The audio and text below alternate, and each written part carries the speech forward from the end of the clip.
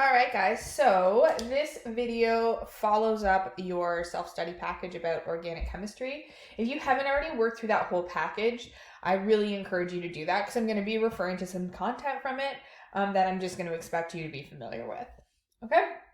So this, I'm not sure how long it's going to take. It's probably going to end up spanning 2 videos, but this goes through what we call functional groups, which are the spots on organic molecules where interesting chemistry can happen. Okay, so you already looked at hydrocarbons, and some interesting chemistry can happen with like double or triple bonds, which we'll look at when we do some organic reactions. But more interestingly are functional groups, which start to introduce some elements other than hydrogen and carbon into our organic compounds. So on this first page, we're going to see a lot of examples of oxygen being incorporated into the molecule. And then we'll also see some examples with nitrogen. Okay, so starting with alcohols.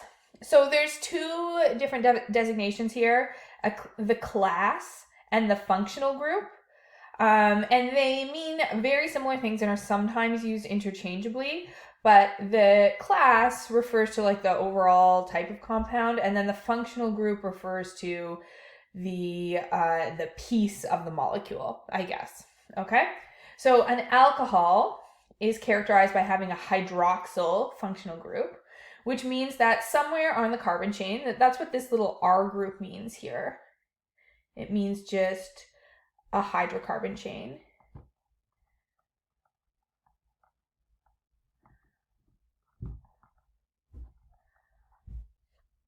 There is an oxygen with a hydrogen bonded to it. Okay, so it's a single bond oxygen hydrogen somewhere on our carbon chain.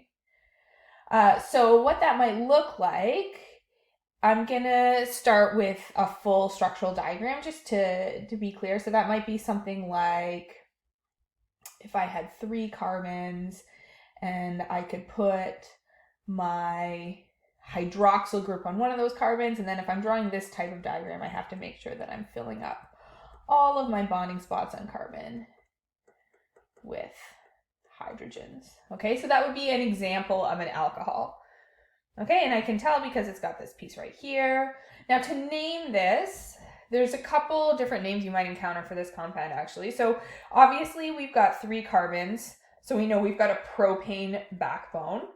And it tells me right here when I'm naming alcohols, the ending of my name is OL. So this is a propanol. But then I also have to make sure that I'm indicating where that hydroxyl group is bonded.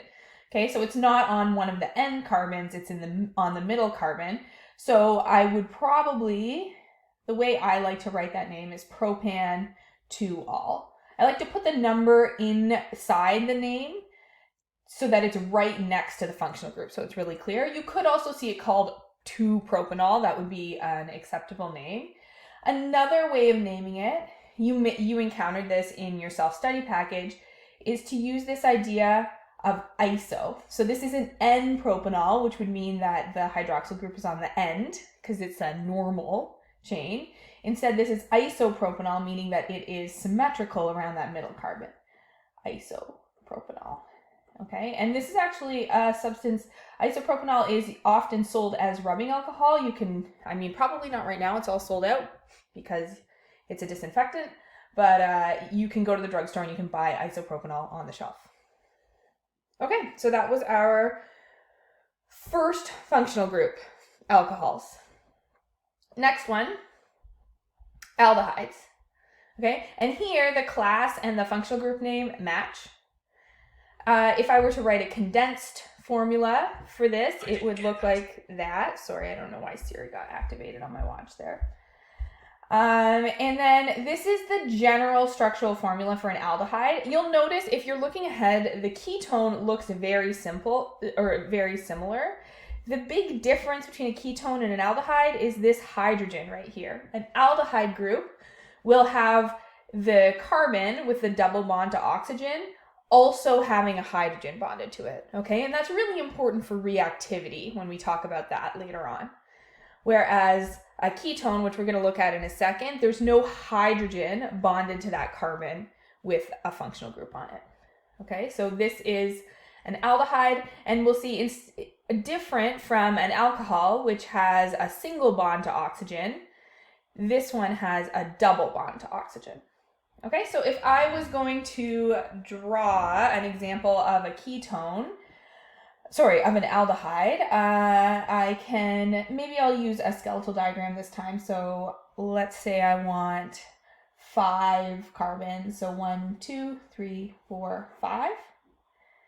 And then an aldehyde, because the carbon has to have a hydrogen bonded to it as well, that group needs to go on an end of the molecule. Okay, if it's not on the end, then it's probably a ketone, not an aldehyde.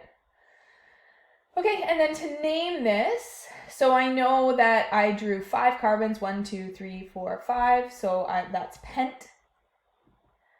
And then, because there's no double bonds or anything, pentan, and then the suffix for an aldehyde is al. Okay, and because aldehyde groups have to happen on the end of the chain, unless you have other functional groups on your molecule that get priority with numbering, you don't usually need a number for the aldehyde group, okay?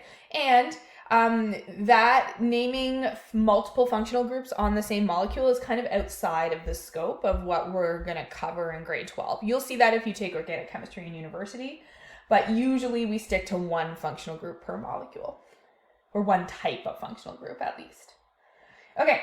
Ketones, as mentioned, very similar to aldehydes. We call this functional group a carbonyl group. So it's a carbon double bonded to an oxygen. And that carbon doesn't have a hydrogen on it. So both of these here are hydrocarbon chains. They're not just a hydrogen. Okay, and the suffix for naming a ketone is -one. So I might have a ketone that has a very similar structure to the aldehyde I just drew. So let's say we're going to use 5 carbons again, 1, 2, 3, 4, 5. And then I just have to put my carbonyl group on a carbon that's not on the end, because if it's on the end, it has a hydrogen and becomes an aldehyde. So let's say I'm going to put it right on the middle carbon here. Okay? So that's pent, because there are 5. And then an, because there's no double bonds between carbons or triple bonds between carbons. And then you'll notice that if I had put my carbonyl group on this carbon or this carbon or this carbon, they would all count as ketones. So I do have to use a number to indicate which carbon I put it on. So that's the 3rd carbon in the chain, pentan 3-one. Okay. Now, the ketone with 5 carbons is the first one where you start needing a number in the name. Propanone and butanone, you don't need to use numbers in those names because there's only one spot that the carbonyl group can go on. And you might want to try drawing those out yourself to see what I mean. Okay, and then our last functional group on this page is called a carboxylic acid. So these are organic acids. And this is a carboxyl group, which if those of you who are in biology are probably familiar with that term. When we sometimes write the condensed functional formula of this as COOH. Okay, so you might remember seeing this, like since grade 10, it's been showing up, that acetic acid formula. So that's an example of a carboxylic acid. Okay, when we name our carboxylic acids, they end in oic acid. This is what the group looks like. You'll notice that this group takes up, because there's the 2 oxygens and one of them gets a double bond, it takes up 3 bonding spots on a carbon. So this is another one of our groups that has to happen at the end of a chain. Okay, as an example of a carboxylic acid, let's do one with 4 carbons. So 1, 2, 3, 4. And then our acid group has a double bond to oxygen, as well as a single bond to oxygen, and then I fill up that last bonding spot with a hydrogen. Okay? And if I have 4 carbons, I know the prefix is but or bute. We say bute, but you know, it's funnier to say but. And then there's no double bonds or triple bonds between carbons here, so it's butan.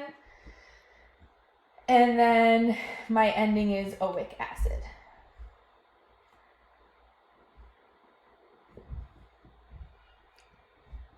All right. I'm going to stop it there, and I will continue on the second side of the page with a new video. Hopefully this was helpful. And I will also provide you with some practice questions so you can practice some of these names, identifying the functional group and naming or drawing structures as well.